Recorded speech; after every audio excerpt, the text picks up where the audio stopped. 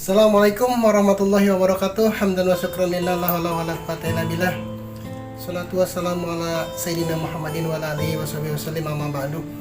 Sahabat sejati yang Allah muliakan, di depan saya ini ada sebuah tanaman yang unik yang dikenal dengan nama Fishbone cactus atau kaktus duri ikan.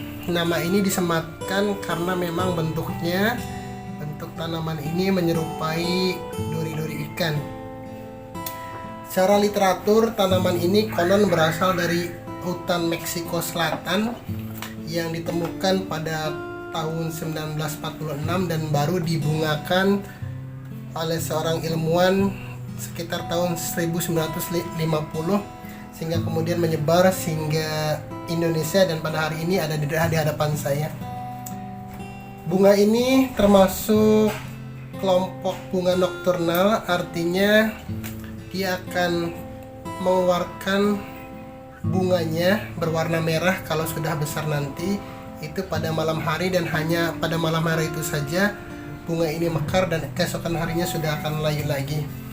Di balik keunikan dan keindahannya, bunga ini ternyata memiliki duri-duri yang sangat halus.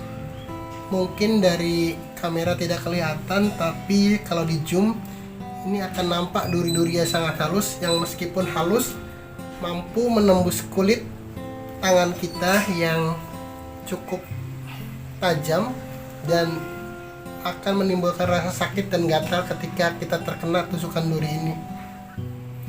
Jadi ada dua hal yang sangat menarik terkait dengan Fishbone cactus ini. Pertama adalah bentuknya yang unik serta keindahan bunganya yang tentu mengundang kita ingin menanamnya, merawatnya, dan menikmati keindahan bunganya. Di sisi lain juga kita akan sedikit enggan dan segan untuk memelihara bunga ini karena takut terkena duri-durinya yang tajam. Ini terkait dengan persepsi, bagaimana pola pikir kita, bagaimana kita memandang satu hal, antara satu positif dan satu yang di sisi sebaliknya, antara keinginan kita untuk melihat keindahan dan keunikannya dan keengganan kita untuk tertusuk durinya.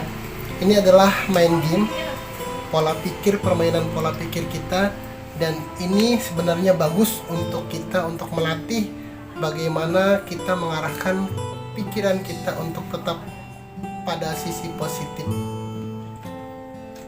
Sudut pandang, pola pikir, persepsi, dan perspektif pikir kita itu sangat dipengaruhi oleh kondisi hati kita.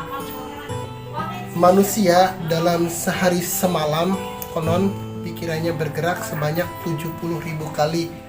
Artinya kalau dalam 24 jam itu hampir setiap detik pikiran kita bergerak sedemikian cepat dari satu topik ke topik lainnya, dari satu masalah ke masalah lainnya, dari satu hal ke hal lainnya. Dan ketika ini tidak dikontrol, ketika pikiran kita dibiarkan bergerak sedemikian cepat tanpa dikendalikan, maka yang akan timbul kemudian adalah rasa cemas, rasa galau, ketakutan, dan berbagai hal yang akan membuat kita sumpek, yang akan membuat kita seperti tidak punya ruang untuk melihat hal-hal lain.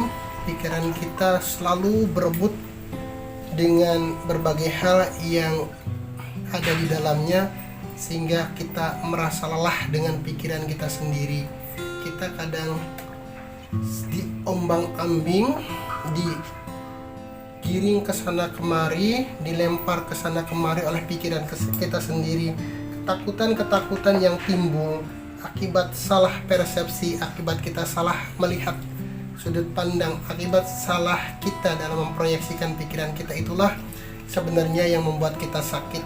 Seperti bagaimana tadi saya jelaskan, ketika kita melihat Fishbone cactus ini dari segi keunikan dan keindahannya, niscaya kita mau memeliharanya.